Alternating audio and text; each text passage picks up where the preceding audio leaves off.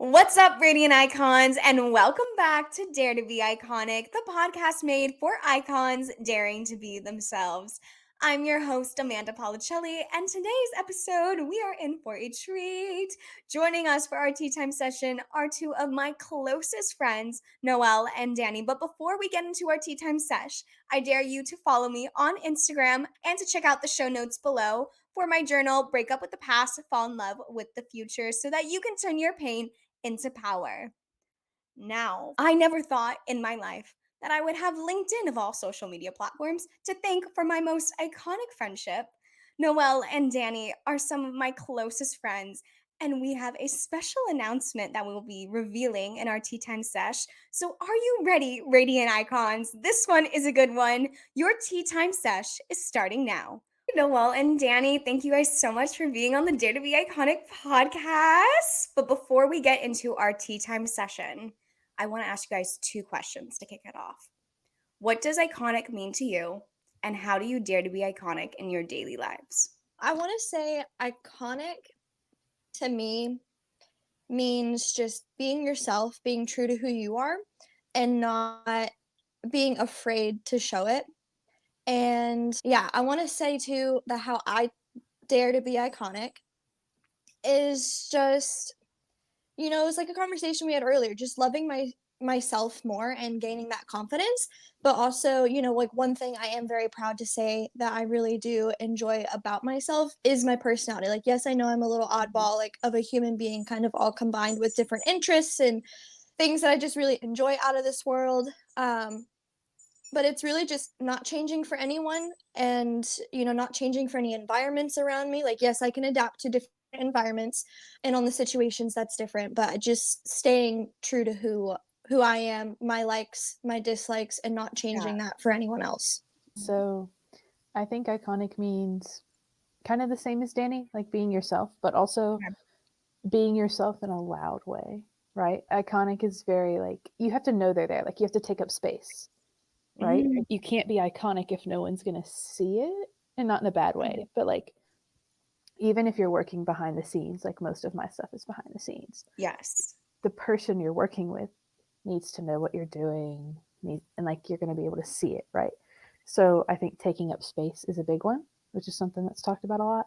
And then I guess that's the same as like how I'm daring to be iconic is this kind of like For anyone watching the video version right now, I can just feel Noelle cringing internally because she does not do any of this stuff. So I appreciate you coming on for me. I hate being on camera. Again, that's how I dare to be iconic, is by doing things behind the scenes. But here we are, getting on camera. So I think for me personally, it's just not being afraid to kind of like speak up, especially with clients, taking control there, because like that's why they hired me, right? Like is to take control and to do things. And it's different in every situation. So like, yeah, I might not be iconic in class, but I am with a client. Like it's just kind of also knowing where you fit for different things and how you have to kind of mold yourself into different situations. Ooh, I love that. I think that actually speaks to how we started our friendship. So let's spill the tea about how we all met. Noelle. So I started posting on LinkedIn as a way to get experience or like show knowledge in F1 in motorsport. All of my posts are about motorsport in some way or sports in general. Like now I'm a little more flexible than I was when I started. And one of my posts was about Lando Norris.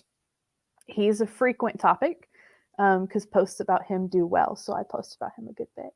But Amanda reached out to me because she'd liked a couple of posts at that point, but the Lando one, she finally reached out and was like, "Oh my gosh, I love what you said. Like Lando's my favorite driver." So obviously there's a better connection there. Like you're going to connect to that more than you would have connected to posts about George Russell. Definitely. So she reached out. She was like, "Oh my gosh, like I'd love to talk to you about F1. Like I'm a big fan."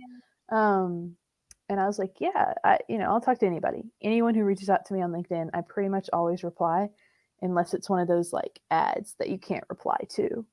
But otherwise, like I reply to anybody. And so I was like, oh my gosh, yeah, like let's talk. And really long LinkedIn messages. No, like paragraphs. We were writing books to each Yeah. other about F1 and our favorite Yeah. drivers and like Carlos with the pancakes. Full blown 5 paragraph essays, like with a thesis statement, all So of it. iconic of us, to be honest. Makes Don't so forget much the fun. references. Yeah, citing references, cite your Oh my God. sources, kids. Yes. APA 7. If you want to succeed, you got to do APA 7, not 8. Or GEMB if you're writing scientifically. This was not scientific. You know what? The science of my heart when it beats for F1. That's scientific right there. Wow, throw that on a t-shirt, Amanda. Okay, yeah. So you reached out then, and we talked about it. And then I finally, I was like, so my LinkedIn notifications aren't turned on my phone. I got to go check if I'm gonna like see anything. And I was like, I give up. I don't want to keep checking. So I gave her my phone number, gave you my phone number, and I was like, just text me. And in my head, I'm thinking, what a stupid, idiotic thing to do. You don't know this person, because I don't give my phone number out unless you are someone I care about. Mm-hmm. Which at the time we'd literally known each other for like 2 days. And then after Dani like actually watched some F1 and like was responding to the TikToks of F1 I sent, I was like, oh, let me make a group chat. She'll like Amanda. It'll be fine. No. Oh my God, You what the heck did I do? See, you said Amanda is wild. I have the I did say screenshots. that. I did. You said Amanda is wild. I had to warn her. I was like, y'all fit very well, but for me, the very laid back, quiet doesn't. You're the logical one. Like, yeah. You know? Like you really I are. was like, I have to warn Dani because she will think that Amanda's like me, but you are like Dani. And so I was like, I got to clarify that this is not a situation where y'all are like me. I'm the oddball in this little trio. So I was like, I got to make sure she understands because you were going to come into that chat like guns blazing, like all caps, orange hearts, freaking papaya emojis, like TikToks, back-to-back TikToks my just all God. night long. So I was like, I got to clarify what this means. And so, yeah, I did call you wild. I probably called you other stuff too. No, I had the screenshot where it's literally like Amanda is wild. Yeah. And then you Yeah, I told sent Dani her some of the apparently, screenshots. yeah, literally sent me so many screenshots. And then you apparently told Dani she loves Lando just as much as I do. Yeah, that's Yep. changed. Yeah, really. I do love Lando, but like you at the time, like I hadn't fully quantified how much you like Lando. Because I like pretty much every driver. Like there's stuff I like about all of them. Mm-hmm. And also my fandom is very much professional based. Like I don't pick favorite drivers the same way other people do. Mine is, oh, he's got great marketing. That's why I like them. Very unique approach. Yeah. I love that for you. I mean, when I started my master's, they literally said, don't be a fan, be a professional. Interesting. I'm a professional fangirl, if that counts for anything. It's a bit different of an approach. Iconic, some may say. Can I say my side of the story Of of how this all course. happened? It ought to be even better. Spill the tea. Because I know y'all just heard Noelle's side. So here's my side. So a little backstory first. Noelle and I have known each other previously for about 2 years. Okay. Okay.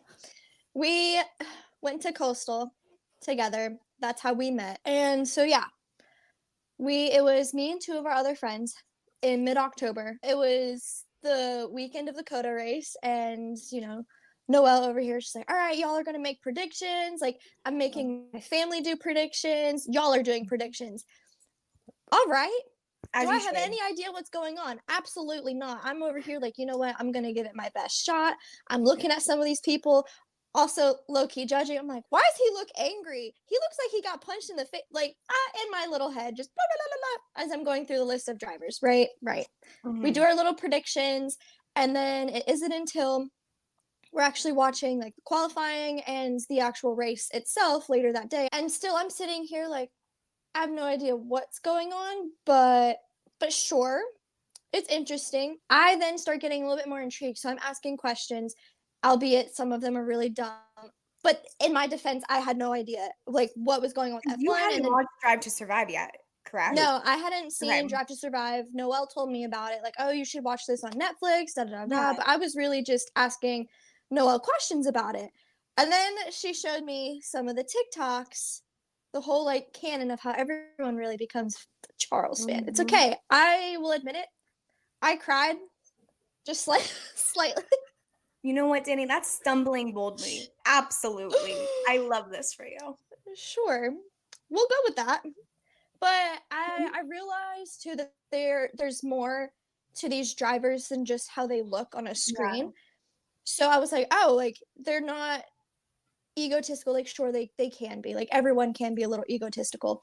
But Mhm. it was kind of like, oh, like they have a personality. Like, and I know that sounds horrible because when you watch a sport, you always see that side of them. You never see their lives like outside of the sport, what they're doing, you know, with their family, your Yeah. friends, yada yada yada. So just seeing like those TikToks really kind of made it super personable.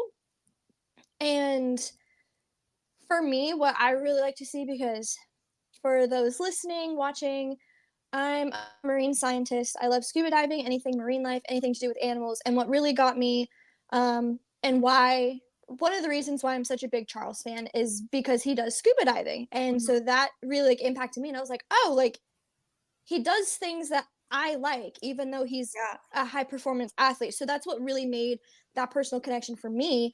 So that's when she told me about you, Amanda. If it wasn't for me reaching out, Noelle, to you once you started posting on LinkedIn, taking that chance, taking that risk on myself and creating that friendship, that connection, which then brought me to Dani, we wouldn't be where we are today. Which then leads me to us not only knowing each other for 2 months and planning a once in a lifetime trip. So, within only 2 months of knowing each other, we planned a whole trip to Europe to go to the Spanish Grand Prix. And we're going in June. Literally, like, Yay! bought these almost 400 euro tickets after Yeah. only texting in a group chat for Yep. 2 months. Never met in person. Nope. No. The Yeah. power of community. The And power of community and connections, everyone. Oh my goodness. One thing that was really relevant, I think, in our friendship, in our community and connections would be not only the trust we had in ourselves and with each other, but also the confidence it took for us to each put ourselves out there. And one thing I wanted to touch on specifically, Dani, is when we spoke last night, off camera about everything going on in our lives, you had said something to me that really touched me. You had said, I wish you could see yourself the way I see you. So, can you elaborate a little bit more on that? when life gets going and life starts throwing its punches, it can be very, very difficult to get up again. And you then start having these doubts of, am I even doing the right thing? Like, what am I doing? I know the biggest thing for me definitely was probably starting my own art business that, friends and family have always told me, like, oh, you should do this, you should do this. And I'd always gotten questioned, like, why didn't you ever go to school for art? And I'm over here, I'm a marine science major, blah, blah, Mhm. blah, blah, blah. But it's just, and that's what I said earlier, like, I'm just such a little oddball of a human being, is because I do have so many interests and so many things in this world that I truly, truly enjoy. And, again, and that's bringing me back to like why I love my personality so much is because I have all these interests, I have all these dreams, I have all these goals. But yeah, like you can get beat down so many times, and you then like this self-doubt starts really creeping in. And for you, Amanda, and I'm just going to kind of say what we kind of talked about over Yeah. like that FaceTime, is like, like I saw you like at one of your lows, feeling that self-doubt really creeping in. But because I'm not you, I'm an outsider, I'm a good friend of yours. And, I can see all the progress that you have made from Mhm. the time that we have met to the time to now. There has been so much growth, not only in yourself, but in your business. And what has really been like truly amazing just to watch and see how you've grown. And same goes for Noelle. I mean, Noelle and I have known each other for about like 2, almost 3 years now. And the amount of growth that I've seen in Noelle since we first met is just amazing. And I'm truly like blessed to be a part of that journey of just seeing how y'all grow, even though y'all might not even see it yourself. So yeah, like, and that's why I had said like I wish you could see yourself the way I see you, because you are such an inspiration to not only me, but to I know so many other people who are watching, listening, reading your blogs and everything.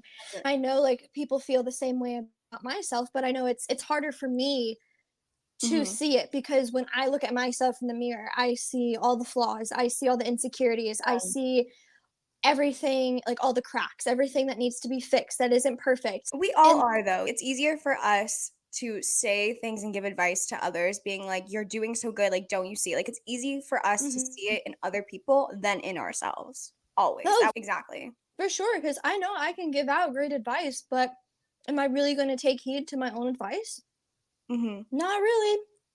9 times out of 10, no, I'm not. It really takes me hearing it from someone else that makes then that I'll then kind of see and then make changes. Hmm. I think it's really important to have that community where they can be your mirror. So instead of you looking in the mirror and you're seeing, like, all the cracks, let your friends be your mirror.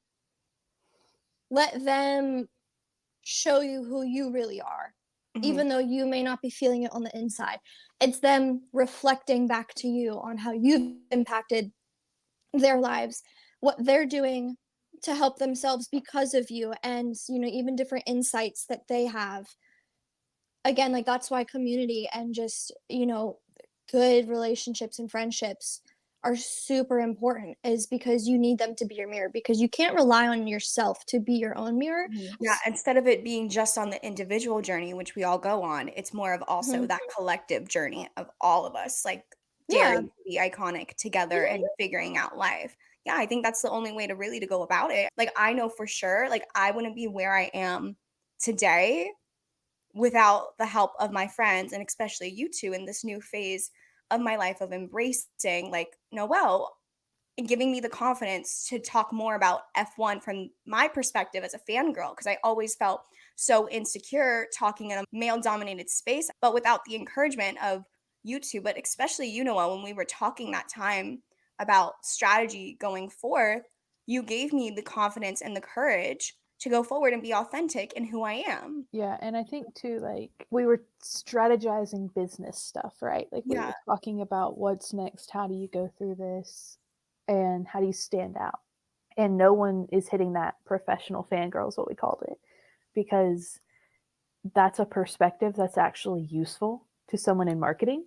If I was working for a team, I want to have that fan who can articulate why they like an Yeah. activation we did. That's what I write my posts about, right? Like, and I do from a professional perspective, not a fan one, but why is that strategy working?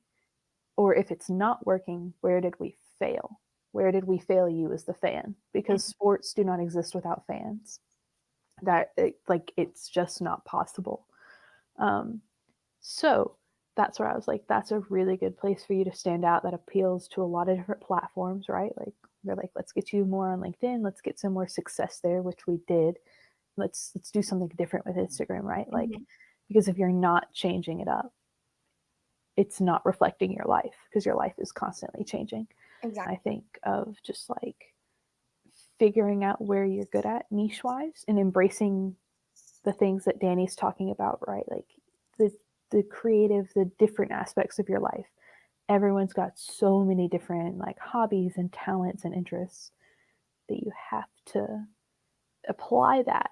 The more authentic you are, the more embrace yourself. I think it comes down to the importance of community and being able to have that confidence within yourself and in your friends that you can lean on them, but also see that bigger picture and allowing yourself to have more than one dream and allowing them to be able to uplift you in being able to see that and being able to see that bigger picture. And I think what's really unique and different about our friendship is that we really just took a chance on ourselves and took a chance on this one thing that we really love and decided to just go for it. So actually, I think the story I told Danny would fit really well with what you're talking about. For But it's one my dad has used in a lot of different situations. I'm not going to go into which ones, but he he's a youth minister, right? Like, he works at church. He's worked at church all Mhm. my life, so he's got a lot of really good stories. But this one, there was this family stranded during a flood on their roof, and they kept praying to God, "Hey, like, save us, God, please get us off this roof, get us to safety," all that, right? Well, a boat comes by, like some neighbors on their boat, they're getting out, right? And they say, "Hey, come get on our boat, come get on our boat, we'll take you out of here." And the family goes, "No, God's got this, he's going to save us." So they keep going and they keep praying. They're like, "Lord, come save us, come save us." the police come by on their like raft or whatever. Hey, come get on the boat. Like, we can take you to safety. They're like, no, God's got this. God's going to come save us. A helicopter comes by. Hey, we need to pick you up. We need to get you out of here. Let's get you to safety, right? And they go, no, God's got us. So all these people that came to help them, they pushed away. And unfortunate happens. They get to heaven and they're speaking. They're like, God, why didn't you save us? And he goes, I gave you every opportunity to be saved, but you didn't act on any of them. You didn't take anyone's help, right? And so that one's not only the, the prayer, like you need to pray, you need to ask, but also actively working on it and acting on what you're saying. Like, I think if you say, here's my steps, God, it's saying, guide me to the right ones, guide me through them, right? And then the community, all these people came to pick them up. All these people cared. They were all coming to help them. And they kept turning them away because they said, no, God's got this. But God puts you in communities to succeed, to see like him through other people. I've had many experiences where I've seen God through other people because like I don't hear him like speaking all the time, right? Like you see God through so many other things.